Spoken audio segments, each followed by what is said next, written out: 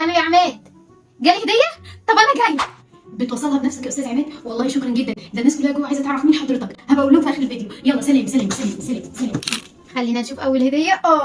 بص يا صديقي الوتاكو، الهديه دي من 3 دي فيكتا ومعنى اسمهم التأثير. يلا نروح على الهديه الثانيه. يا سيدي على الجمال، بص لوجو الفريق. دي دينا لو شافته هتطق.